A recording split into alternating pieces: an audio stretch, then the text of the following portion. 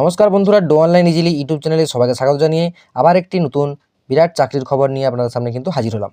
তো সেটি হলো কেন্দ্রীয় বাহিনীতে সাব ইন্সপেক্টর এবং হেড কনস্টেবল নিয়োগ হতে চলেছে, যার অনলাইনে আবেদন অলরেডি কিন্তু শুরু হয়ে গেছে এবং এটির লাস্ট ডেট বলা হয়েছে 8/7/2024 তারিখ পর্যন্ত আপনারা কিন্তু এখানে আবেদন করতে পারবেন।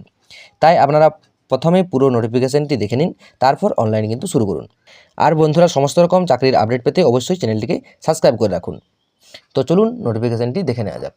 তো আপনারা অন স্ক্রিনে দেখতে পাচ্ছেন যে আমি বিএসএফের যে অফিসিয়াল ওয়েবসাইট, সেই অফিসিয়াল ওয়েবসাইটে আছি। তো এই অফিসিয়াল ওয়েবসাইটে আসার পরে আপনারা নিচের দিকে একটু স্ক্রল করে যাবেন। সেখানে আপনারা দেখতে পাবেন, দেখুন এখানে লেখা আছে যে অ্যাসিস্ট্যান্ট সাব ইন্সপেক্টর এবং হেড কনস্টেবল। তো আপনারা এই যে ডান পাশে দেখতে পাচ্ছেন ভিউ ডিটেলস, এই জায়গাটাতে কিন্তু ক্লিক করে দেবেন। ক্লিক করে দেওয়ার সাথে সাথে আপনাদের সামনে এরকম একটা কিন্তু নোটিফিকেশান ডাউনলোড হয়ে যাবে। তো সেখানে আপনারা প্রথমেই দেখতে পাচ্ছেন যে government of India, ministry of home affairs, এবং এই যে পদগুলিতে নিয়োগ করা হবে সেটি হলো অ্যাসিস্ট্যান্ট সাব ইন্সপেক্টর এবং হেড কনস্টেবল। তো দেখুন এর যে অনলাইন শুরু, সেই অনলাইন শুরুর ডেটটা বলা হয়েছে 9/6/2024 তারিখ, অর্থাৎ এটা অলরেডি কিন্তু শুরু হয়ে গেছে এবং এর আবেদন চলবে 8/7/2024 তারিখ পর্যন্ত। এরপর আপনারা বিভিন্ন তথ্যগুলি নিচের দিকে পেয়ে যাবেন। তো দেখুন এখানে পোস্ট বলা হয়েছে যে অ্যাসিস্ট্যান্ট সাব ইন্সপেক্টর এবং এর পে লেভেল বলা হয়েছে 5, এবং আপনাদেরকে যে বেতন, সেই বেতন দেওয়া হবে 29,200 টাকা থেকে 92,300 টাকা পর্যন্ত, এবং হেড কনস্টেবলের বেলায় সেটা পে লেভেল 4 অনুযায়ী 25,500 টাকা থেকে 81,100 টাকা পর্যন্ত কিন্তু আপনাদের বেতন এখানে পেয়ে যাবেন। তারপর দেখুন এখানে যে এর ভ্যাকেন্সির লিস্টটা পুরোটা কিন্তু দেওয়া আছে। তো এই পুরো ভ্যাকেন্সিটা দেখুন, অ্যাসিস্ট্যান্ট সাব ইন্সপেক্টর, সেখানে BSF, CRPF, ITBP, CISF, SSB, এবং হেড কনস্টেবলের বেলায় সেখানে বলা হয় যে BSF, CRPF, ITBP, CISF, SSB এবং এআর। এই মোট যে ভ্যাকেন্সি, সেই মোট ভ্যাকেন্সি রয়েছে 1526টি। তো আপনারা এই ভ্যাকেন্সিটা একটু নোটিফিকেশান ডাউনলোড করে দেখে নেবেন ডিটেলসে। তারপরে দেখুন নিচের দিকে একটু স্ক্রল করে যাই, সেখানে বলা হয়েছে যে এজ লিমিট, অর্থাৎ আপনাদেরকে এখানে আবেদন করার জন্য যে বয়স সীমাটা চাওয়া হয়েছে, সেই বয়স সীমাটা হচ্ছে 18 থেকে 25 বছরের মধ্যে কিন্তু আপনাদের বয়স সীমা হতে হবে, তবেই আপনারা কিন্তু এখানে আবেদন করতে পারবেন। এরপর এই বয়স সীমার পাশাপাশি আপনাদেরকে বলে রাখি যে সরকারি ছাড়, যেমন এসসি এবং এসটির জন্য 5 বছর আপনারা কিন্তু সেই ছাড়টা পেয়ে যাবেন, ওবিসির জন্য 3 বছর, এবং এক্স সার্ভিসম্যানের জন্য 3 বছর, এবং সেন্ট্রাল গভর্নমেন্ট সার্ভেন্টের জন্য কিন্তু 3 বছর আপনারা ছাড় পাবেন। এছাড়াও বিভিন্ন রকম যে উইডো, ডিভোর্স, তাদের জন্য কিন্তু বিভিন্ন রকম ছাড়গুলো যে আছে, সেই ছাড়গুলো কিন্তু সরকারি ছাড়, সেই ছাড়গুলো কিন্তু আপনারা পেয়ে যাবেন এখানে। তারপর দেখুন চলে আসে, এখানে বলা হয়েছে এসেনশিয়াল এডুকেশনাল কোয়ালিফিকেশান, অর্থাৎ আপনাদেরকে এখানে আবেদন করার জন্য যে শিক্ষাগত যোগ্যতা, সেই শিক্ষাগত যোগ্যতা কিন্তু মাধ্যমিক পাস এবং এইচএস, এছাড়াও যদি আপনারা গ্র্যাজুয়েশন করা থাকে সেক্ষেত্রে কিন্তু আপনারা এখানে আবেদন করতে পারবেন।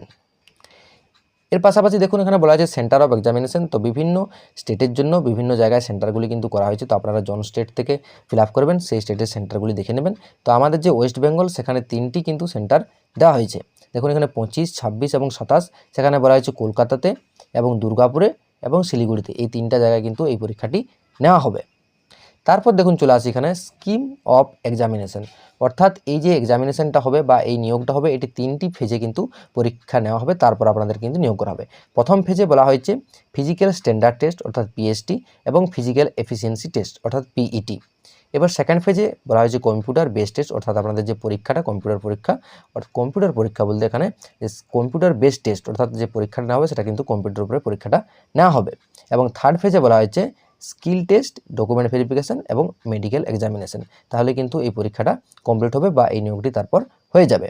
এরপর বলা হয়েছে ফিজিক্যাল স্ট্যান্ডার্ড টেস্ট, অর্থাৎ এর যে উচ্চতা কি চাওয়া হয়েছে বা চেস্ট বা ছাতির মাপ কি বলা হয়েছে সেটা আপনারা কিন্তু দেখে নিন।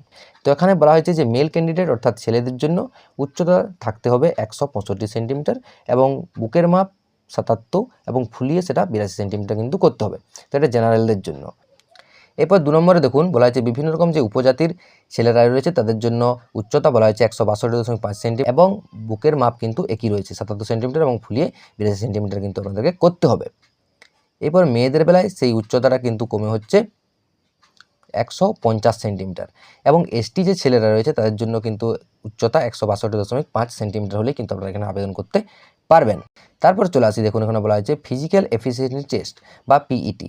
সেখানে বলা হয়েছে মেল ক্যান্ডিডেটদের জন্য 1.6 kilometre race in 6 minute 30 second, অর্থাৎ 1.6 কিলোমিটার আপনাদেরকে রান করতে হবে, সেটা 6.5 মিনিটে কিন্তু কমপ্লিট করতে হবে। পাশাপাশি মেয়েদের জন্য 800 মিটার 4 মিনিট 45 সেকেন্ডের মধ্যে কিন্তু কমপ্লিট হলেই আপনারা কিন্তু পিইটিতে পাস করে যাবেন। তারপর 15 নম্বরে দেখুন বলা হয়েছে কম্পিউটার বেসড টেস্ট। সেখানে যে সেকেন্ড ফেজটা, সেই সেকেন্ড ফেজে কী সিলেবাসের উপরে এই পরীক্ষাটি নেওয়া হবে।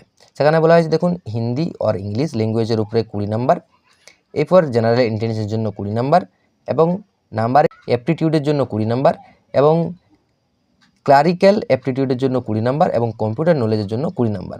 টোটাল যে পরীক্ষাটা সেটা 1 ঘন্টা 40 মিনিটের মধ্যে কিন্তু হয়ে যাবে, এবং 100 মার্কের পরীক্ষাটা নেওয়া হবে।